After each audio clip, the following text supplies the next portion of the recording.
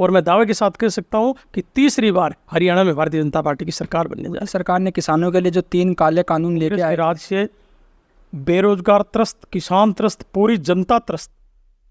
नमस्कार दोस्तों, मेरा नाम अभिषेक रावत, आप देख रहे हैं न्यूज़ बॉय जुगनू यूट्यूब चैनल। दोस्तों अभी किसान मोर्चा के अध्यक्ष हमारे साथ हैं। नमस्कार। बहुत बहुत धन्यवाद जी, आपका बहुत बहुत स्वागत है। बहुत बहुत धन्यवाद चैनल को। आप तो आप बताइए, आप भारतीय जनता पार्टी से हैं, आप कांग्रेस की रणनीति को किस प्रकार देख पाते हैं? ऐसा है, अभी आप रणवीर जी के इंटरव्यू में पूछ रहे थे कि भैया ओड़ा जी का परिवार का राज है। ऐसा कुछ नहीं है।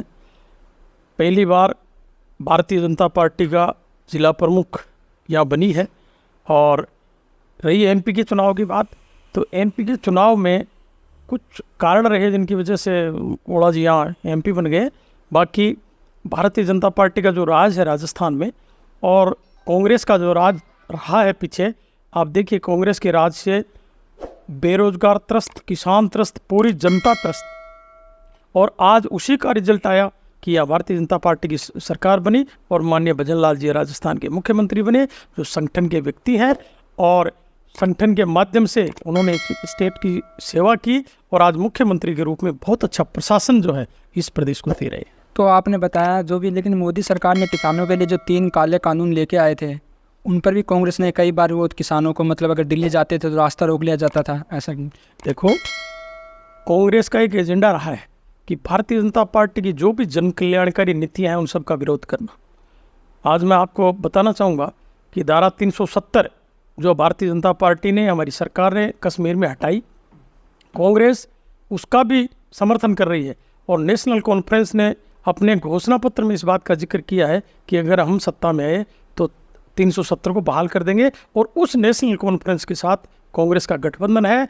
बार बार पत्रकारों के पूछने पर भी आज तक कांग्रेस के किसी प्रवक्ता ने इस बात का खंडन नहीं किया है, कि इस बात के लिए बताया भी नहीं है कि भाई 370 के बारे में हम हटाएंगे, क्या करेंगे। और जबकि उनका नेशनल कॉन्फ्रेंस के साथ गठबंधन, हटा तो दी लेकिन लाएंगे वापस नहीं। लाने का भी ये है ना कि भाई नेशनल कॉन्फ्रेंस जब अपने घोषणा पत्र में इस बात का जिक्र कर रही है कि हम वापस लागू कर देंगे, लेकिन कांग्रेस ने अब आज तक उसका खंडन नहीं किया है और उसके साथ गठबंधन है उनका कश्मीर।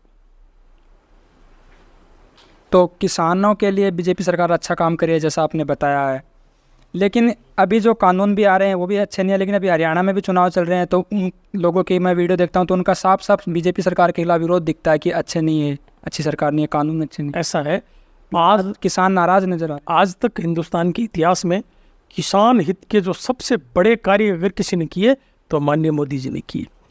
मैं आपको बताना चाहूँ कि जो किसान बॉर्डर पर बैठे थे, जो 3 कानून थे, आज हरियाणा की जनता, पंजाब की जनता और पूरे देश की जनता इस बात को मानती है कि अगर वो 3 किसानों के कानून लागू हो जाते तो किसानों का बहुत बड़ा भला होता। लेकिन कुछ तत्व उसमें ऐसे थे जिन्होंने विरोध किया और मोदी जी ने उन कानूनों को वापस लिया। लेकिन मैं आज भी कह सकता हूँ दावे के साथ कि वो जो कानून अगर लागू हो जाते तो किसानों का इस देश में भला हो जाता। हरियाणा में चुनाव होंगे तो हरियाणा के किसानों को क्या कहना चाहेंगे? बीजेपी को वोट दे इस प्रकार। आज हरियाणा के अंदर जो किसान हैं वो मोदी जी के साथ हैं।